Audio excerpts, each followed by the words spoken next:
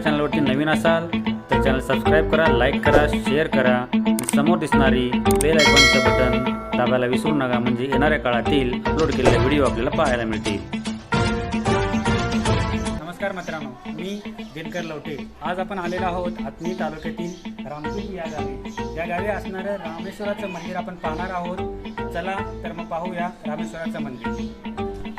मुख्य प्रवेशद्वारातून आत जाताच डाव्या बाजूला 18व्या शतकात बांधलेली ही उंच दीपमाळ सर्वांचं लक्ष वेधून घेते. अतिशय भव्य आणि दिव्य असणारी ही दीपमाळ एक स्थापत्यकलेचा उत्तम नमुनाच म्हणायला हवं. जत आणि आत्नी तालुक्याच्या सीमावर्ती भागात असणारं हे रामतीर्थ मंदिर साधारणतः 800 ते 900 वर्षापेक्षा जुनं असून हे मंदिर पूर्ण काळ्या पाषाणात बांधलेलं आहे. या मंदिराचं बांधकाम नक्की केव्हा झालं आणि कोणी बांधलं याबाबत आपल्याला उल्लेख आढळून येत नाही. हे मंदिर जत आणि उमराणीच्या डबळे संस्थानाचं कुलदैवत असल्यानं या घराण्यातील व्यक्तींनी देवस्थानला देणग्या दिल्या. रामतीर्थपासून जवळच असणाऱ्या कोहळी या गावामध्ये कोहळी ऋषींचा आश्रम होता. प्रभू रामचंद्र वनवासामध्ये असताना त्यांनी या कोहळी ऋषींच्या आश्रमाला भेट दिली. त्यावेळी कोहळी ऋषींनी नगटहळ्ळी येथे असणाऱ्या मंदिराला भेट देण्यास सांगितली. ऋषींच्या विनंतीवरून त्यांनी नगटहळ्ळी येथे असणाऱ्या मंदिराला भेट दिली आणि पूजा अर्चा केली.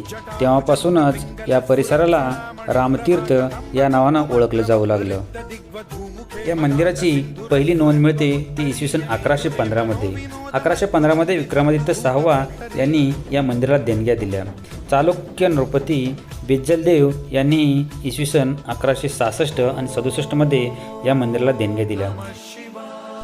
यामध्ये मंदिरासाठी दिलेल्या दान देणाऱ्या व्यक्तींची नावं, त्यांच्या अधिकाऱ्यांची नावं आणि कोणत्या प्रकारचं दान दिलं याचा उल्लेख इथे असणाऱ्या शिलालेखामध्ये आपल्याला पाहायला मिळतो.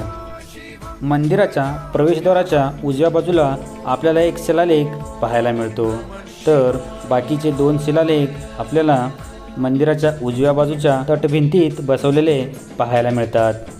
मंदिर हे अतिशय सुंदर आणि सुरेख असून मंदिरात असणाऱ्या खांबावरती सुंदर असं नक्षीकाम केलेलं आपल्याला पाहायला मिळतं.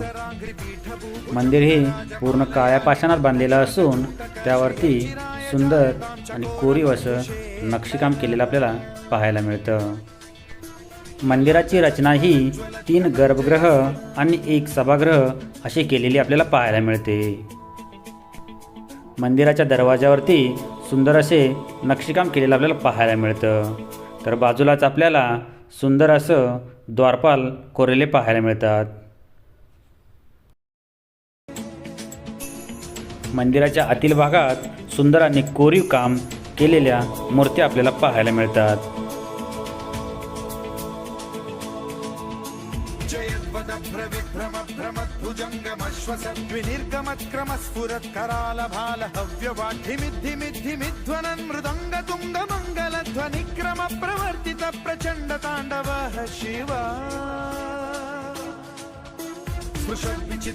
आपण पाहत आहोत प्रभू रामचंद्रांच्या पदस्पर्शाने पावन झालेले हे रामेश्वराचं मंदिर.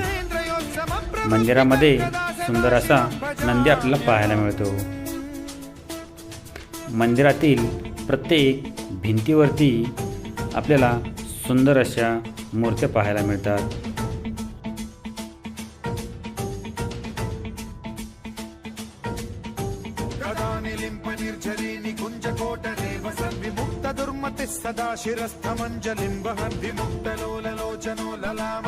मंदिराच्या बाहेरच्या बाजूच्या भिंतीवरती सुंदर कलाकुसर केलेल्या मूर्त्या आपल्याला पाहायला मिळतात. यामध्ये आपल्याला विविध प्रकारच्या मूर्त्या कोरलेल्या पाहायला मिळतात.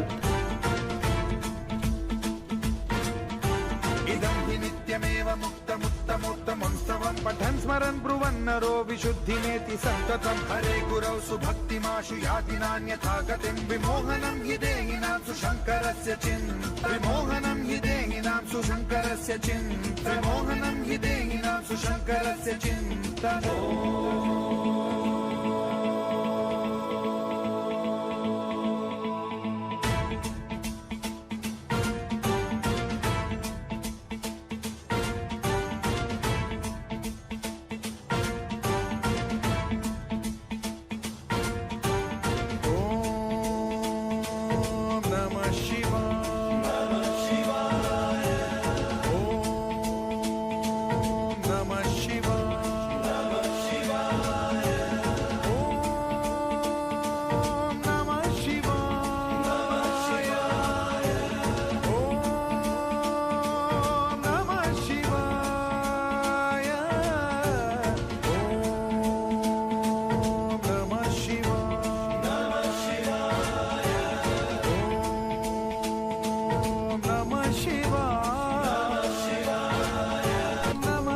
मुख्य मंदिराच्या मागच्या बाजूला आपल्याला मारुतीचं मंदिर पाहायला मिळतं.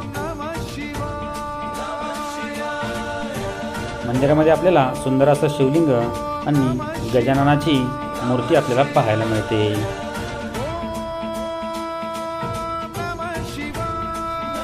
मूळ मंदिर हे डोंगराचा काही भाग तोडून बांधण्यात आलेला आहे.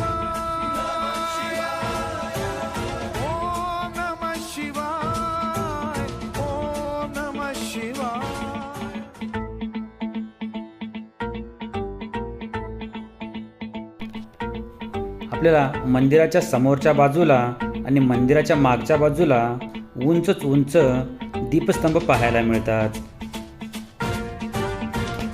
मंदिर परिसरात तुटलेले काही मूर्तीही पाहायला मिळतात. मुख्य मंदिराच्या मागच्या बाजूला एक गुहा असून या गुहेमध्ये माता उमादेवीचं मंदिर आहे. यामुळे या परिसराला आणि मंदिराला उमा रामेश्वर असं म्हटलं जातं.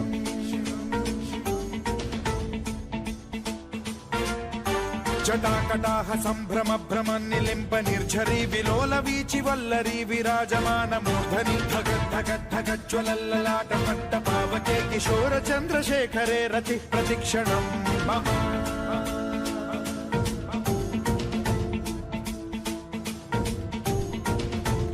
मंदिराच्या उजव्या बाजूला एक अतिशय जुनी पुरातन आणि ऐतिहासिक अशी एक बावडी पाहायला मिळते. ही बावडी अतिशय सुंदर असून आजही पाण्याने भरलेली पाहायला मिळते. आजही या बावडीचा उपयोग पाण्यासाठी उपयोगात आणला जातो.